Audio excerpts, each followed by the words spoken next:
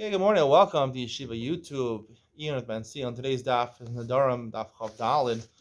The Gemara in Chav Dalid and Alva has long discussion trying to figure out if there is a Rabbanan who argue on Elazar ben Yaakov in the Mishnah on Chav Gimel and Aleph. Elazar ben Yaakov says the person takes a neder that I'm asking you Hana if you don't come have lunch by me or have dinner, Friday night dinner by me. So it's called Nidrei Zeruz, and he's just a motivational neder. It's a neder he wants to motivate the guy, influence him to come to him. But nonetheless, he doesn't really mean it, and therefore, if the guy doesn't come, he doesn't mean to ask him on to get benefit from him. The Gemara said, it's the Mishnah is quoted in the name of Elazar ben Yaakov. Is there a Rabbanan to argue on him? Is he the opinion of everybody or not? So the Gemara's maskana on the bottom of Chav Dalman Aleph, top of Chav Dalman Beis, is that yes, there is a Rabbanan. They do argue on Elazar ben Yaakov, but nonetheless, the Gemara at the end of Chav right before the Mishnah on Chav Dalman Beis, Paskins like Elazar ben Yaakov, it is indeed called Nidrei Zeruzin, and the Nedarim don't take effect. When I say I'm going to ask you enough, if you don't come over to my house tonight for Shabbat, Friday night meal, I didn't really mean it. That's really probably the explanation. The explanation is I didn't really mean to take a neder. I was just motivating you to come, so it was just a bluff. It was a threat, a bluff. Your words are meaningless. They're meaningless because I didn't anticipate answering you about no, even if you didn't come, even on the possibility that you don't come, I didn't plan on answering you no. I just said what I said in order to motivate you to come. The Rabbanan argue on this, and they say the neder would take effect. Now we don't pass in like the Rabbanan, but theoretically it's good when you learn just to figure out what Tanoim or Amoraim are arguing about. What is the shita of the Rabbanan? I'd like to suggest that we see already from Chav Daled and Aleph where the Gemara quotes the first instance where we see a machlokas Elazar ben Yaakov, where a person invites someone to his house, not only to eat by his house, but to stay over by his house, and to stay over for breakfast, have some toast, have some coffee, right? So the Gemara says, Af elu nidrei zuzin, according to Elazar ben Yaakov, lahod lacham, the chum don't agree with him.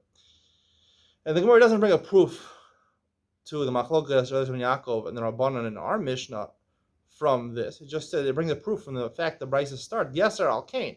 In fact, they argue over here, so they must argue in our Mishnah also, and that's the proof. That's the ultimate proof that the Gemara accepts. So, in this case, it's Elazar ben Yaakov, right? It's not called Nidrei Zeruzin over here. I mean, it is called Elu Nidrei. He does call it Nidrei Zeruzin, but the proof is the Chum argue in the Mishnah. From here, it's not a proof from this Brisa. Why isn't it a proof from the Brisa? Because obviously in the case, like he says, Ahala Hikbid Kenegdo, that's what the Brisa says, these people are angry, they're feuding with each other. If they're feuding with each other, so the Chachamim say it's a neder, because when I'm in a fight with somebody, right, normally I want people to come over to my house for a Shabbos meal, to stay over, to sleep over. Yeah, I'm doing it out of the kindness of my own heart. I want the kinship, the friendship of this guy to come. We're friends, I want this company. If he doesn't come, I don't plan on asking him a neder. Here we're talking about people that hate each other. He wants to show off to his friend. Look at my beautiful mansion I just built, in the center of the 5 towns. It's gorgeous. It's bigger than Yeshiva Shar Yashuv, if that's possible. So he's showing off to his friend, and they hate each other, right? They're really feuding. They're jealous of each other. So he really, if the guy doesn't come, he really hates the guy. He means to answer him, but no. Elazar ben Yaakov says, no, it's still Nidrei Zeruzin. Chum say no. The proof is that the Chum argue, even in our case. So in our case, where they're friends, and the guy just inviting him over Shabbos meal, he likes the guy's company. They're not jealous of each other. They're not in competition with each other. But nonetheless, the Rabbanan probably hold is that when I take a neder and I say, you're Asr B'Hana if you don't come over the meal. Yes, I didn't really mean that. And I didn't really mean the Asr B'Hana if you didn't come. We're friends. But sometimes, right, people, especially important people think, hey, of course he's coming to me. And when they find out that the guy's not coming to them, things start to run through their minds. This guy doesn't like me. This guy's taking revenge against me. He wants to show me up that he's not coming to my house. I'm having the party of Achashverosh, like it describes in the Megillah. I'm having this beautiful party. He doesn't want to come to my party, So he gets vindicative after the guy says no. So even though originally he didn't really mean it, to take the neder upon himself. When the guy says no, he didn't expect a no. He would try to motivate him to come. He didn't expect a no. So eventually, when the guy refuses, he has a kpeda. Like that's what hikbit, like it says in the Brisa. He has a kpeda.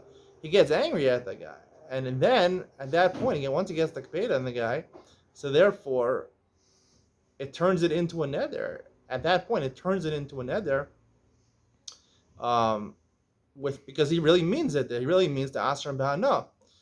What the Rosa and Yaakov probably argues on, maybe he agrees that a person would get angry, but since when I took the neder, I didn't have the vindictive feelings. I expected him to come.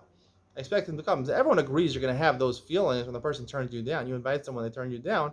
You're right. You feel like, what, the guy doesn't like me, but nonetheless, you go after a Shas neder. He took the neder. He didn't plan on answering God. No, he just planned on motivating him. He wasn't really thinking about the fact that he might not come, and he didn't have the feelings of anger and being vindictive against the guy. And according to the Rabbana, no, the neder, like a neder really is chal on a davar, so therefore it's mischadesh b'chol rega v'rega. So therefore, because when he turns me down, it turns into a real neder because they become vindictive, and I really mean to ask him about no. Even though I said that the way neder works is chal on a chefsan, it's mischadesh kol rega. What the Chacham argue over here is that it's a t'nai over here that it should be asr b'hana. So that we possibly as a Yaakov, this is a t'nai, so therefore you have to go after the words of the neder at the time he did it, and he wasn't angry at that time. He didn't mean it at that time.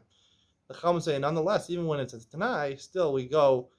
A neder is constantly renewing itself, and therefore when he becomes indicative, it's chal later on. That I would say is the machlokas, Nedarim, Yaakov, and Rabbanan. I hope you enjoyed today's share. See you in the next one.